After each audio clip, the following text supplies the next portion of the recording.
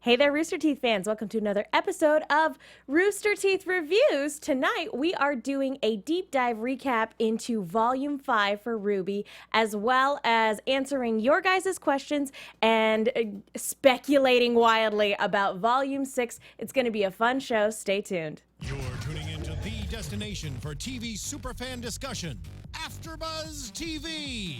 And now, let the buzz begin. I feel like it's not a real Rooster Teeth production without some technical difficulties, you know? A little bit. I keep forgetting to get the technical difficulties music that Achievement Hunter uses. Yeah. I always liked the ones The Simpsons went with, where it was the cameraman who's drunk. Technical difficulties. That one was always my favorite. Yep. See, I tend to go with the Monty Python intermission music. That's always fun, too. But anyway, hi, everybody. Everybody watching live, how are you all doing? Woo! Whoa! Everybody who's not watching live, tell us how you're doing in the comments. Yes, send us a message from the future. It'll be We great. love you. Guys, so tonight we decided to extend the RWBY after show, as it were, a little bit to do a deep dive recap into Volume 5 because even though we have a recap show every single week after every episode, there's still so much to talk about. Now that the season's done, it's really fun to get to talk about the season as a whole and to talk about the show moving forward. So let's not waste any time. Let me introduce my fantastic panel. To my left, Mark Donica. And now for something completely different. I'm the internet's Mark B. Donica. You can find me on Twitter at Mark B. Donica. That's it. To his left, Katie Cullen. Hi, all my buddies. You can follow me all over the social medias at Kiaxet. That is Kiaxet. And on the other half of the table, I'm Megan Salinas. You guys can tweet at me at the Menguin. That's TheMenguin. Be sure to follow our cohort Stacey Shuttleworth at Stacey Shuttles on Twitter, and be sure to follow Patrick Dees at P to the D's on Twitter as well. Just don't follow him into the elevator. Don't do that. Hey. I wasn't going to bring that up, but okay. Might as well. No, Patrick He was tweeted about it. Okay. Yeah, he It's was public. raging a war against his arch nemesis Gravity yesterday. Luckily, he is okay, but feel free to tweet him your well wishes and let him know we are glad he is safe. So, hopefully he'll be back in the States soon and far away from lifts. Yes. Nobody wants to reenact Lift. No. Yeah. Nobody. And Stacey's a little under the weather. I finally got heard back from her, but there's just that sickness So- that's going around, and everybody's a little under the weather. So tweet her your well wishes. We miss them both and we love them. So yeah, guys, we got a lot of questions and a lot of discussion topics from you guys. But before we dive into that, I wanted to ask you guys, just as a table, Volume 5, I rewatched the whole thing. Jeez. Did you not? I got through a chunk of it. But You know that sickness I was just talking about? That was my weekend. Oh. that's fair. Yeah. I'm sorry. I hope you're Just- feeling better. It's all snot, everything. Aw, they're there. Yeah, thank you. I kind of rescinded a little bit. They're there. Yeah, I'm trying to stake my claim in Sickville, but that's me. And I'll do the show from over here. Yep. Shout out to all of our left headphone listeners. Next time we'll just quarantine you to a certain side of the table. I'll just be on the couch. That sounds great. Yeah, I'm down. But to get back to this volume, I rewatched it, and rewatching it is a fun experience once it's all said and done, and getting to watch it like a movie. I wanted to know from you guys, what was the highlight of this season for you? Well, don't start with me. Silence.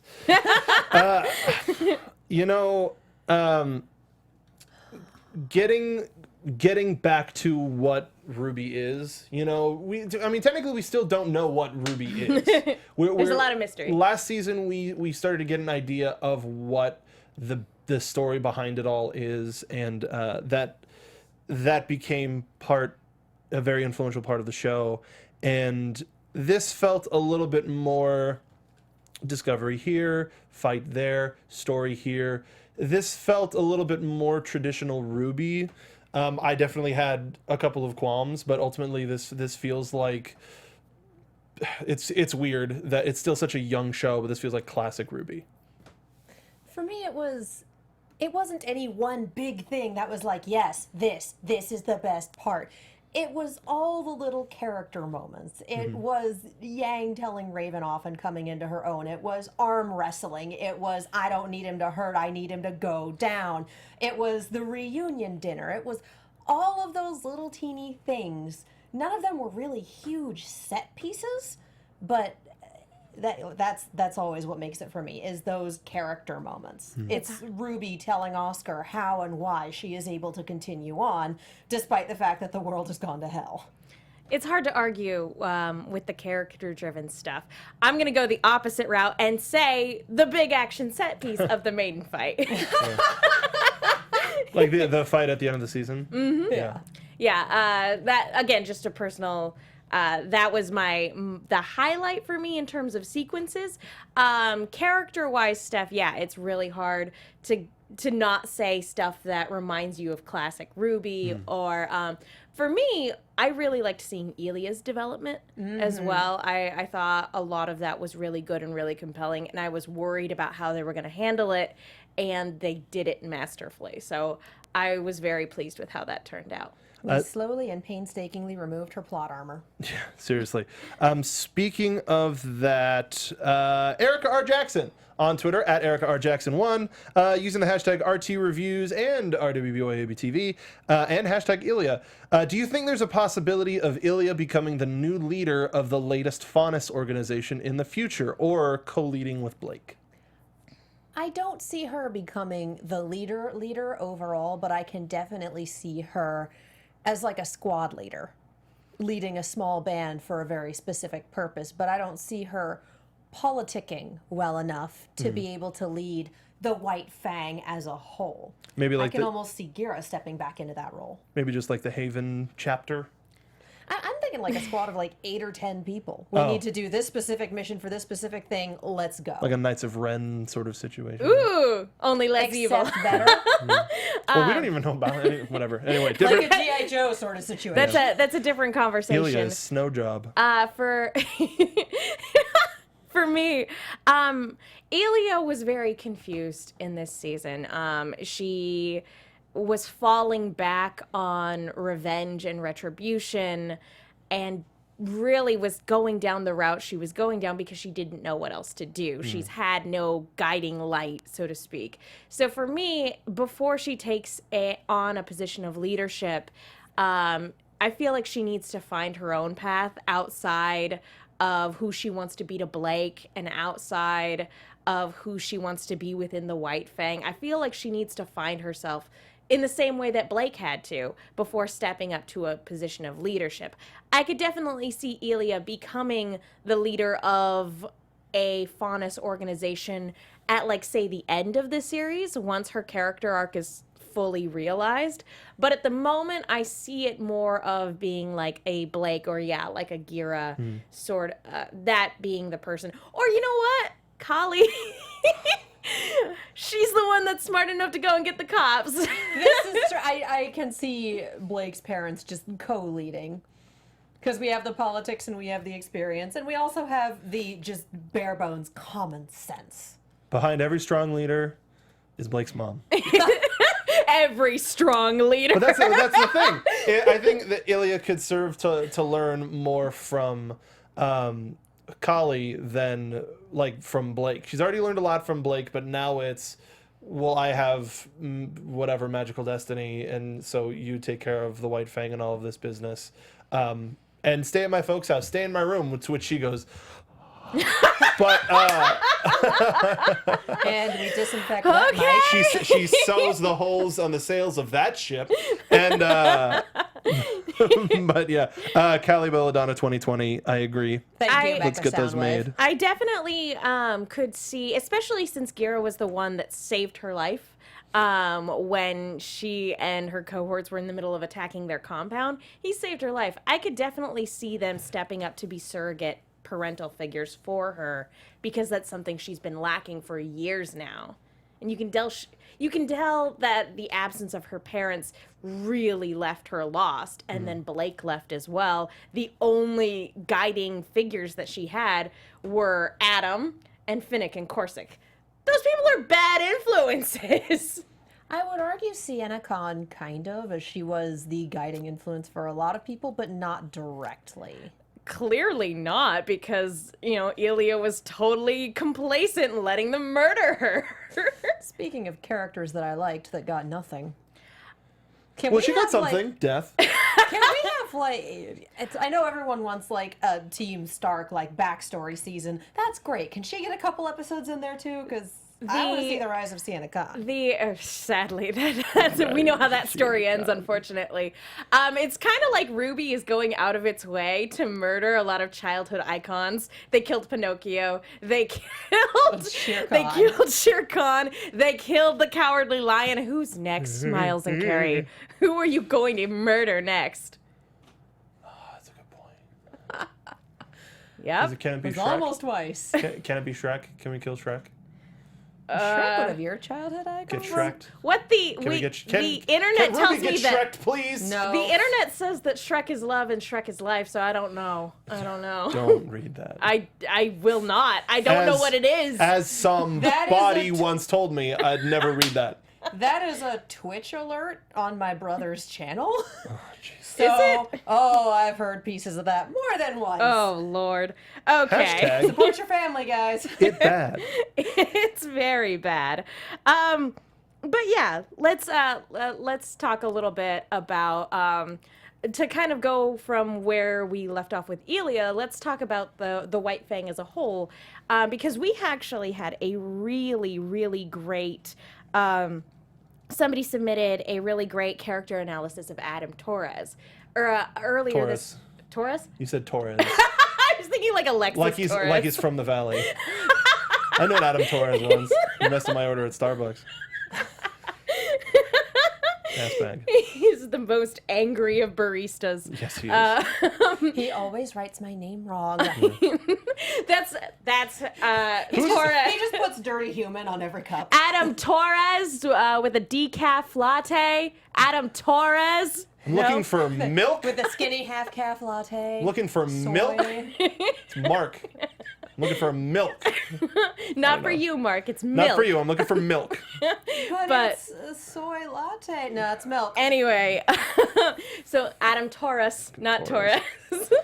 Adam Torres. Earlier this season, when we were having a discussion about it, I had noticed that some people were critiquing this season and looking at his character in particular and looking at him becoming unhinged and unraveled as a character inconsistency. And we discussed the merits of that, whether or not that was a valid observation from the community. I believe it was... Nathan Zaxxon? Yeah, Nathan J. Zaxxon. I hope we're pronouncing that right. I hope so too.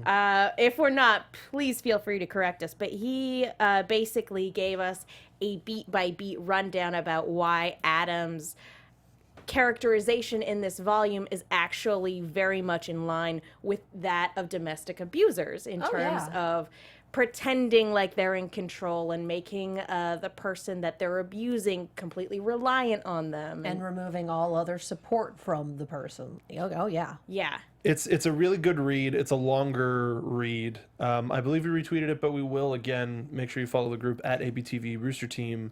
But it is a fantastic read. It's a very good read. Yeah. So thank you so much, Nathan, for submitting that. Yeah.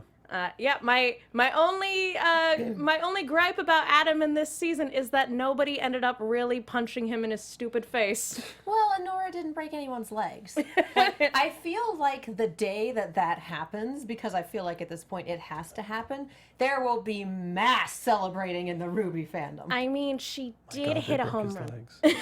Yeah, she did. But I was really hoping that she'd straight up break his legs. Like it needs to happen. If you don't mind me pivoting, Go for it. speaking of Nora, one of our favorite users of the year by name alone, it popped us so hard on the show, was Please Clap. I flipping It still love her makes name. me so happy. They commented on our finale episode. They said, I think my biggest complaint with Volume 5 is that we never got a conversation between Ren and Nora. And that's absolutely correct. Volume 4 ended with a huge, catharsis for their relationship, seemingly going in a new direction. And I kind of brought it up in the middle of the season where they're just or near the end of the season where Juniper's just being relegated to side characters, back characters. And when your entire back half of last season is about these two characters and this huge moment, there was no there was nothing acknowledging that. It's like, oh, that happened, but hey, remember how fun and carefree Ren and Nora's relationship used to be? Well, it's like it again. I wonder how much of that ever existed, if it hit the cutting room floor, if it's something we're getting on the DVD or something like that. I feel like season 4 really tore that open for the sake of the audience. And before that, it was very much, this is how their relationship goes. And so now that we've had the culmination of that, this season was a lot more focused on getting the gang back together and getting plot elements moving across several different continents. So I'm not surprised that that took a backseat and that we're kind of back to status quo. I will be very surprised if it never comes up again, but I don't know that we had time in this season with everything that it had to accomplish.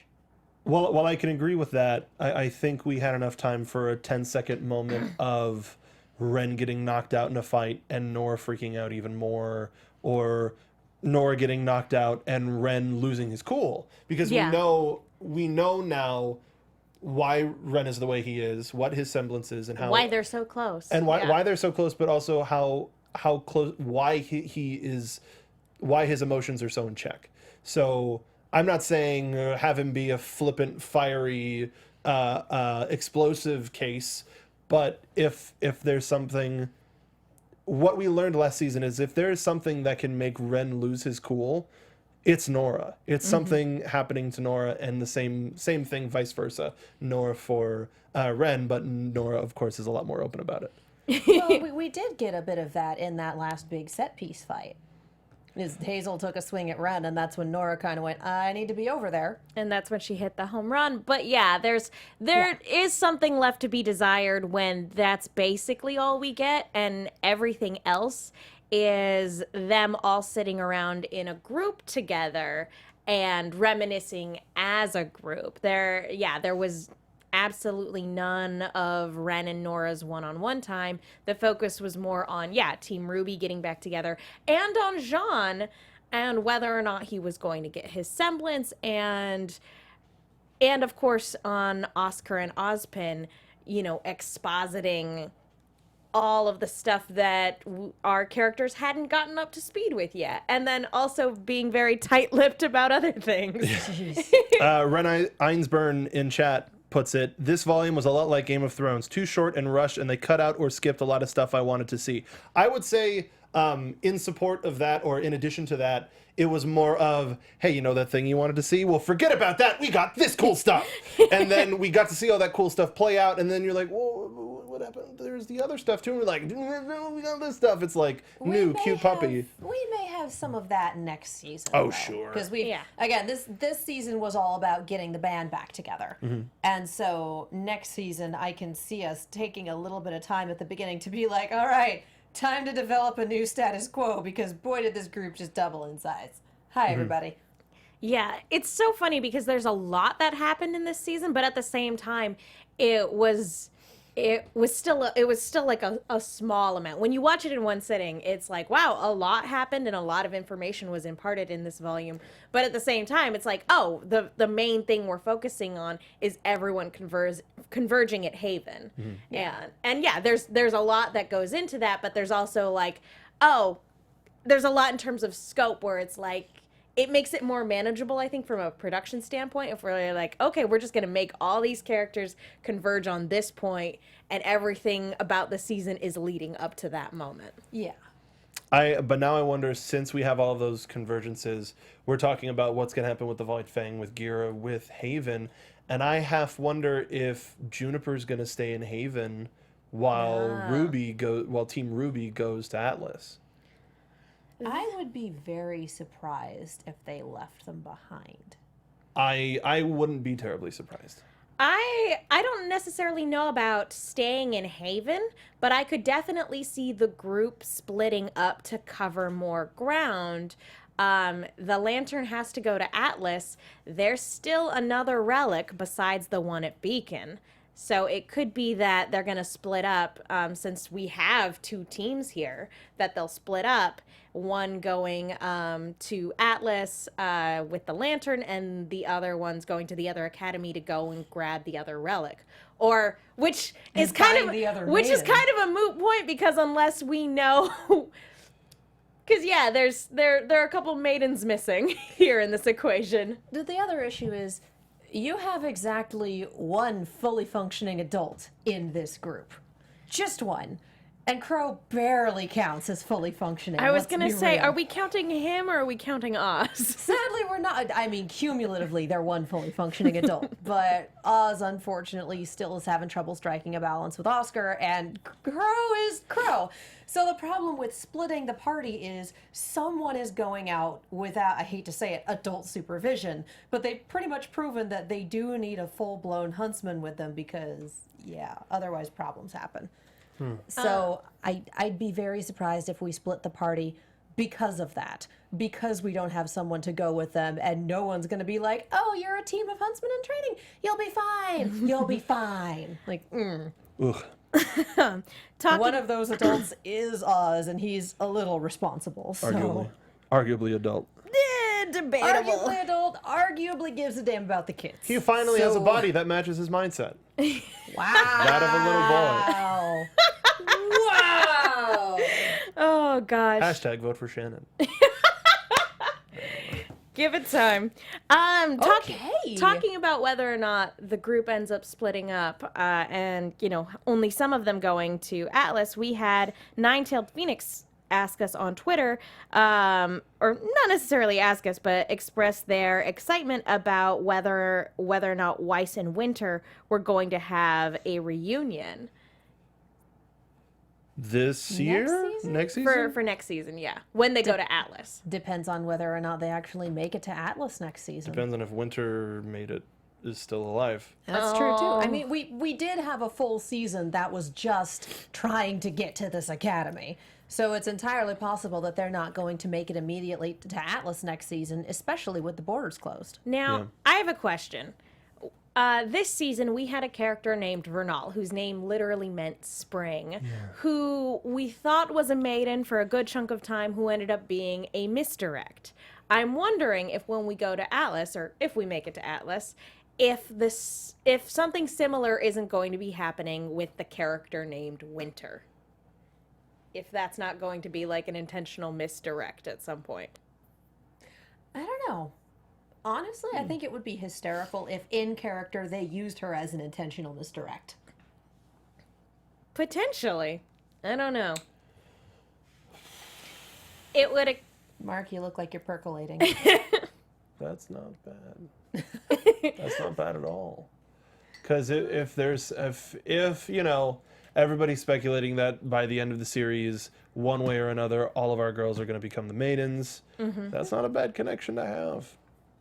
If we're getting into a little bit of prediction, I had a very, very, very, very silly and weird prediction that the reason why Ironwood is half robot is not because of some war injury, but it's because he is the housing for the relic. Oh!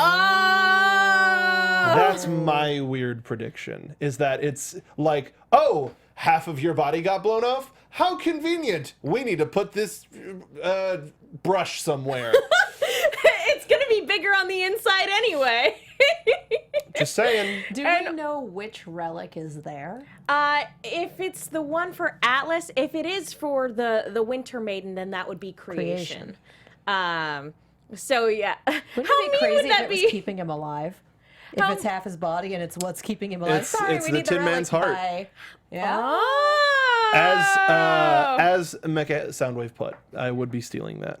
But that's good. Nicely done, Mecha Soundwave. Because that is the only cyborg that we know. What if he's part magic?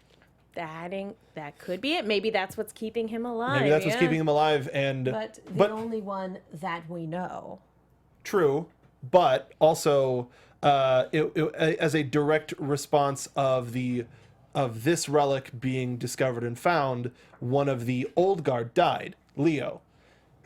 Atlas if you take the relic out of Ironwood, he also the old guard also dies there, and we have another new person who's handling the relic. The Possibility. other question is, who are our other 2 lieutenants then? Yep, that is a good question. I'm thinking. Well, we know that Oz was one. Oz and Glinda, they were watching one at Beacon. My theory is that the other headmaster, the other lieutenant, is Dorothy, or a Dorothy equivalent. That's Summer. Isn't that what they were alluding to with Summer? Maybe. I don't know. I don't know. It's really hard to say. Or they're a dog faunus and it's Toto. That's not a bad idea either. Can we get a Scottish, like a black Yes. Oh my god, who is a Scottish actor? Yes.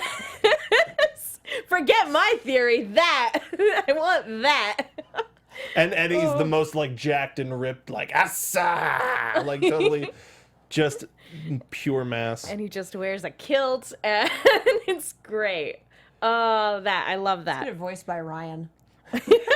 I was gonna say, I know we already have Ryan, but let's get Ryan in. Who cares? But It's my long lost cousin talking Double about down. from Menagerie. I love that. Talking about the relics, we also had James Buell on Twitter asking us how we think Ozpin happened to hide the beacon relic. I'm still sticking with my theory that he just buried it out in the Forever Falls somewhere. He just literally threw it into a ditch. Do you think it has a landing strategy? Let's find out. Some say it's still flying to this day. It's just in orbit, rotating the He Earth. launched it, and he launched it into orbit, and that's what destroyed the moon.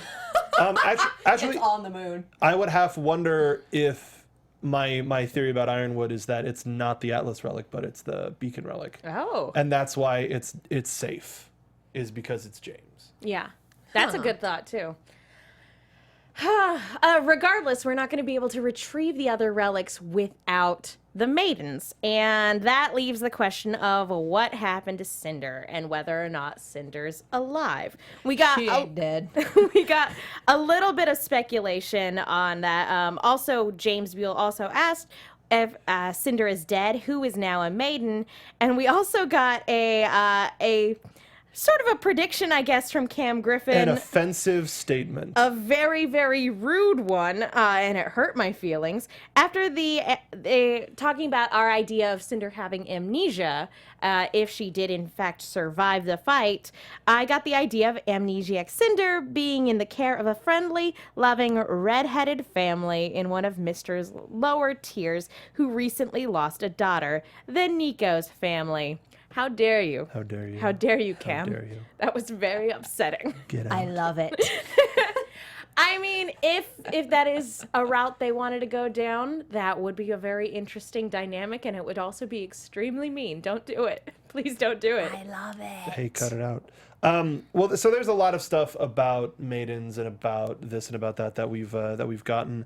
Speaking to whether Cinder is alive, I think that it was the difference of power showing when Cinder froze Raven, it was in the just block frozen ice, whereas when Raven froze Cinder, it was solid, and I think she's frozen through and through to a point where she is the thickness is as such to where if she hit the ground she wouldn't break, and she's just frozen in a state of still being alive, but not by much. Oh, that's horrifying. Frozen to a state of she wished she was dead.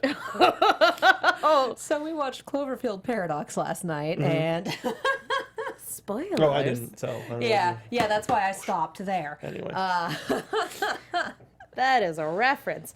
You know what I'm talking about. Clever. Anyway. I feel like, personally, my view of it is that Cinder is alive because I could totally see them killing her off in this instance, but I tend to think that I want to see her corpse if she's going to be dead. I feel like we need to see her dead.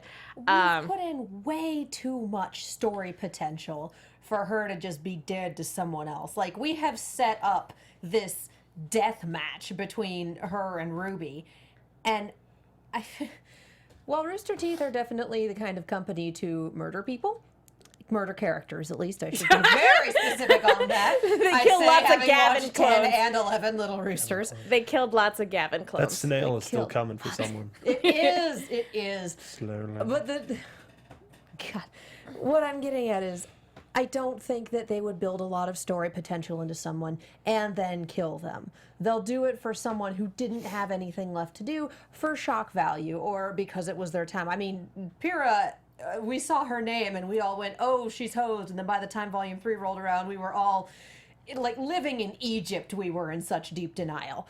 And it still happened. So I don't see them killing Cinder off yet because she has too much left to do. In much the same way that I was fairly certain that Weiss was a fake out, because there's too much story left for her. My view on it is that she can't be dead yet because she hasn't murdered Jean yet.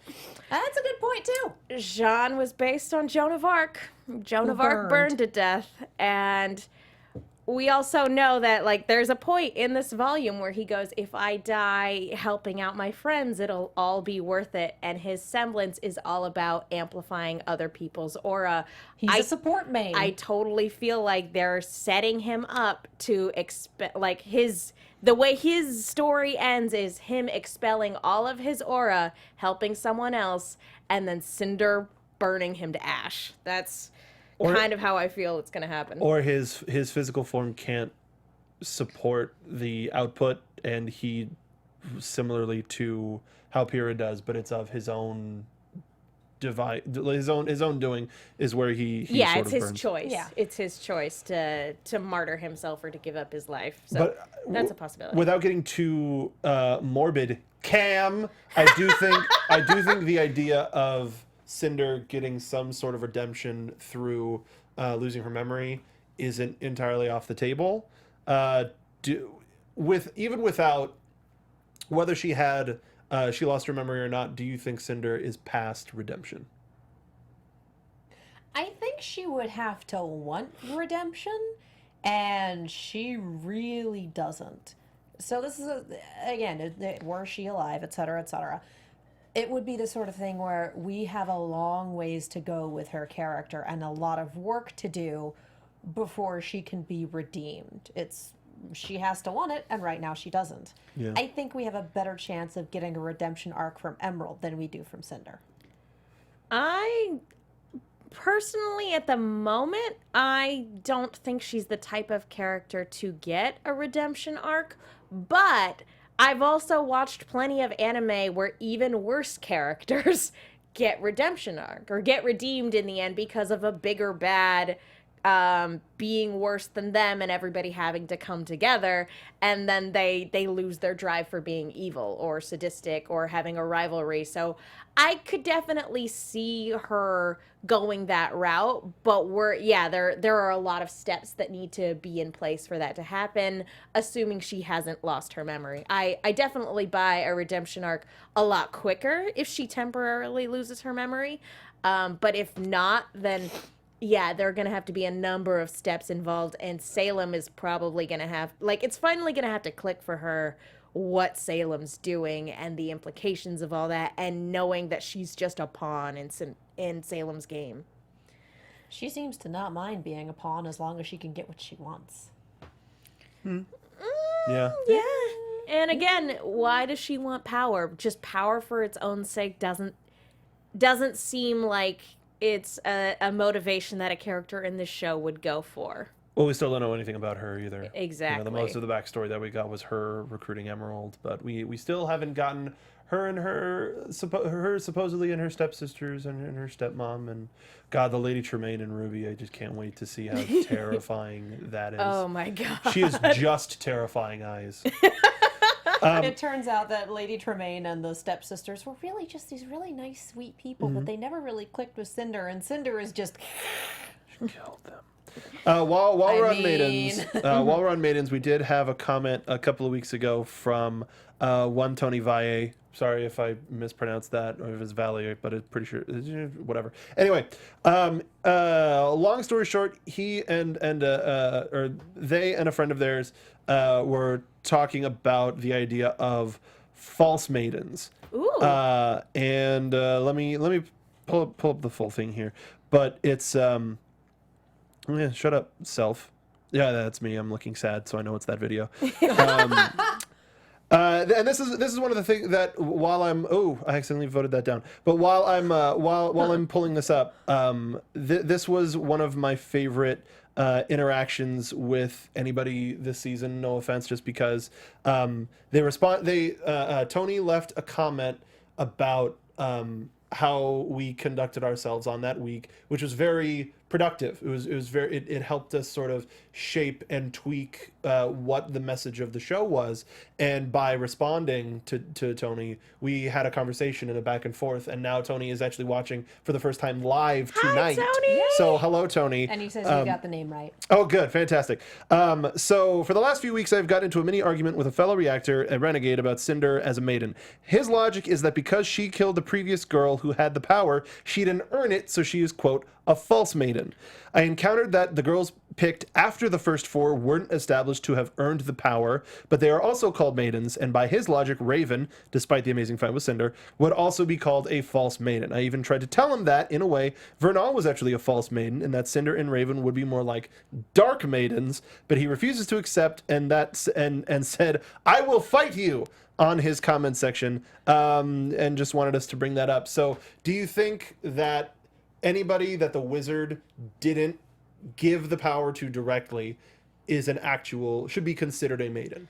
Yes, I feel like actually, strangely enough, the only person that would have technically been a false maiden would have been Pyrrha, because the power would have been transferred through science, as opposed to how it's been passed on from person to person. Talking about us, I'm sorry, Katie, do you have thoughts? The powers were made to be passed down, I would imagine, which is why they have a pass them down to someone mechanic as opposed to return to sender when the person dies. Return to Oz. Yeah, it's just, yeah, oh my God. Nope, not that movie. We got enough horror movies last season with the Knucklevi. Yeah, so I think calling someone a false maiden because they inherited the powers is... I don't know. Because they got it through force as opposed to just the person passing away naturally, I guess. I mean, it's a legitimate way to get them because regardless of what it is, it's the woman that the last maiden was thinking of while they died, and if they weren't thinking of anyone, then it just goes to someone random. So that's the way it works. So are you a false maiden if you randomly get the powers because the other person was in a coma when they died and didn't think of anyone? Like, how does that work then? Where you really put yourself down a rabbit hole if you start saying this person deserved it, but this person didn't, and this person didn't. By that logic, the only true maidens are the original four, and everyone else is just some cheap imitation.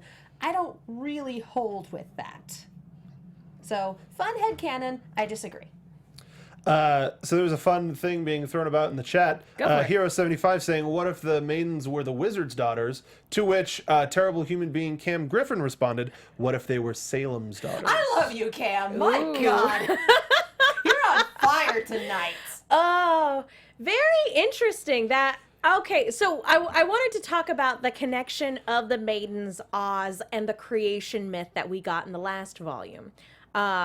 I actually went back and rewatched the episode where they talked about the two brothers, the god of light and the god of darkness, creating life on Remnant and then creating the Grimm and then coming together to create the relics for mankind.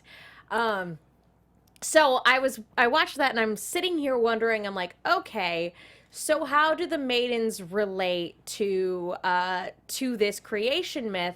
And Oz was cursed by the gods to the fate that he is left to, and supposedly at the end of that story, the gods also abandoned Remnant. So what connection does Salem have to the god of destruction? Because she seems to be the queen of the Grimm. And what connection does Oz have in relation to all of that? because he was cursed by gods that then said, cool, peace out, yo. I love the idea of Oz screwing up so badly that the gods went, we're finished, we're done, goodbye. It's like the point where you're fighting with your siblings and your parents just kind of go, both of you go to your rooms, and then they leave to go shopping or whatever because they can't deal with you. Your sister's in charge. Not even that. It's just like, we're out. We're done. We're done dealing with you. Goodbye. Humanity was a mistake. Like, I love the idea of Oz in particular screwing up so badly that the gods are no longer here. That's hysterical to me. I'm wondering if, because he didn't say what he was punished for. He said it was for failing to stop Salem.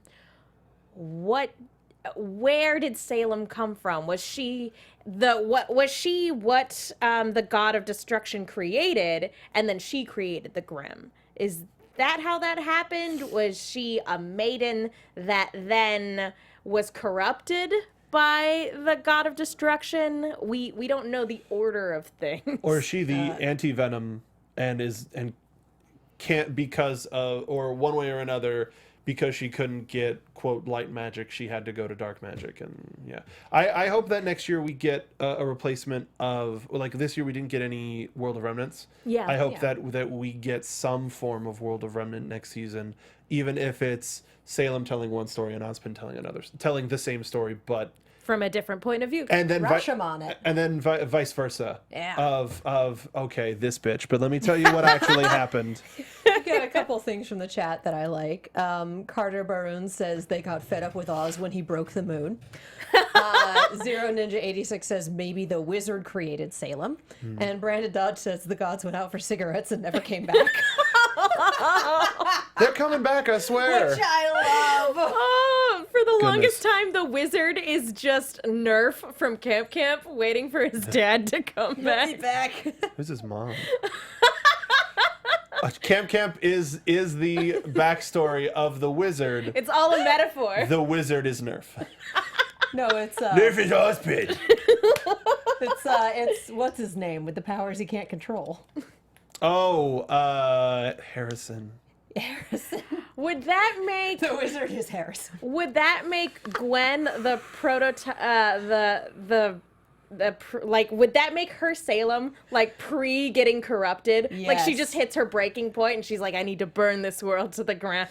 No, I would like to think that the Flower Scouts are Salem.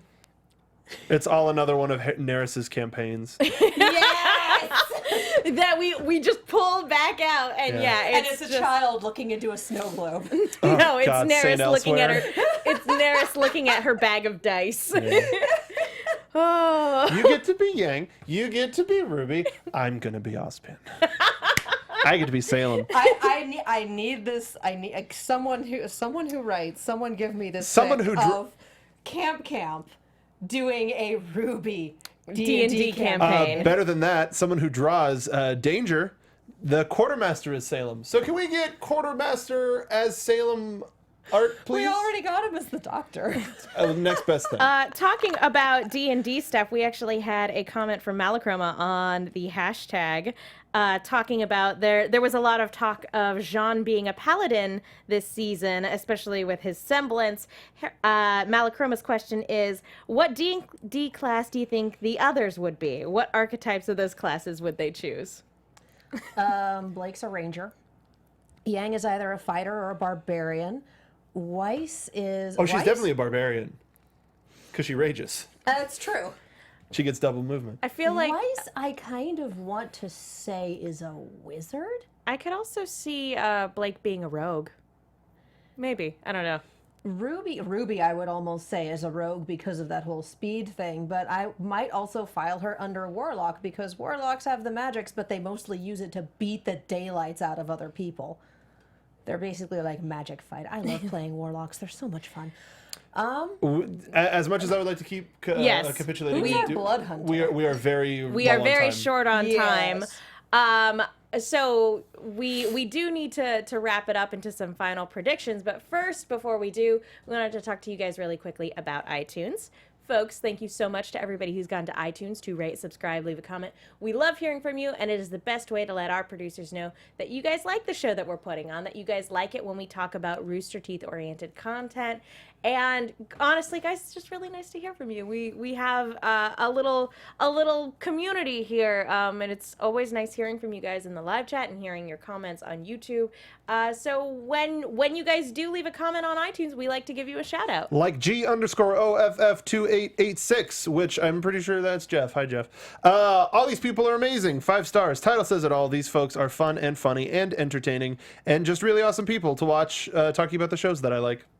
So that's part of the reason why we're continuing weekly, is just because there's always so much to talk about that we don't have enough in one week. So we're just going to keep trucking. So make sure to tell your friends. Before we do get into predictions, though, speaking of friends of the show, somebody who has helped the show previously, they have made art for us. They made some of our art when we go to RTX. They are Addison.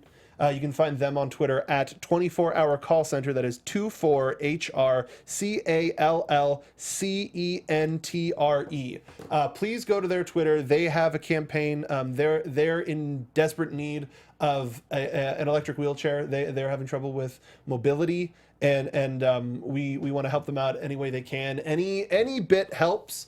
And they've always been a strong pillar in the RWBY in our community, the AfterBuzz fandom community. So please, if you're watching this live or after the fact, please go to 24-Hour Call Center, click through the link and donate, because we really want to help them out, because they've always been so charismatic. Yeah. If you guys, and a charismatic fan of the show. If you guys haven't if you can't find their Twitter, we will be retweeting the link, not only from our personal Twitters, but also from the Rooster Team account. So be sure to follow us all there and keep an eye out for that. Yes, please give what you can. And if you can't find us, we'll use the hashtag as well. Also, if you can't donate, spread the word. Just, hey, a friend needs help. Exactly. Yes.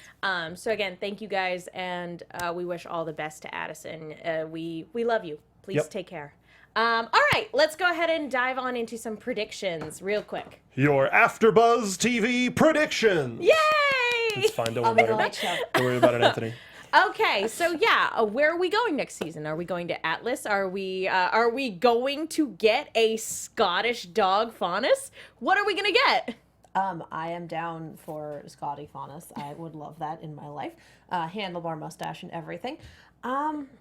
Yeah, I think we're on the way to Atlas. I don't think we will really make it to where we need to go until end of the season or next season. It really depends on what they want to accomplish here. Because we saw a season of walking, and then a season of hanging out in a sweet hotel room. This next season might be a combination of both of those things. Jacques will be a dick. We know that. I mean, sky blue, water wet. I expect Ironwood to have an even bigger beard. And I love the 5 o'clock shadow though. Oh, It's going to be full midnight by the time we get there. He's going to be like, quote, sexy Yeah, it Ryu is. from Street Fighter V, where he's just going to have full beard, maybe not even wearing a shirt, might even be a disgraced general living on the streets, but nobody knows he's got a relic in his arm. And Winter may have taken his command because she listens to orders a little bit better. But there's a lot that I think has happened in Atlas since we've been gone, and it's not going to be great.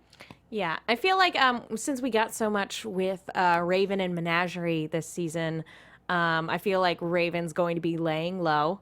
Although, I mean, she's on patch, we know at the end of that, so I don't know. Maybe we'll get some further development from her and Taiyang. So maybe we'll finally get that Stark flashback we've all been craving. I do kind of want to know what happens to Raven's tribe. Because she bailed completely. Vernal is dead. And the rest of her tribe is like, all right, we're packed up to move. Where is our leadership? Because it seemed like we had leader and second in command, and then Bucket and his compatriots. I feel like she's smart enough to leave a contingency plan for if she didn't come back. Or at the very least, she's like, if I'm delayed for any reason, this is, as Cinder pointed out, she's very clever.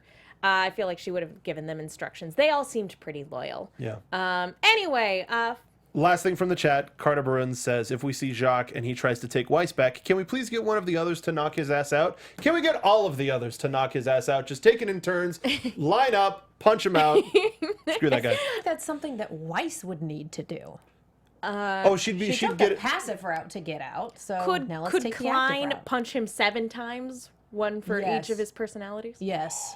That would be delightful. Klein.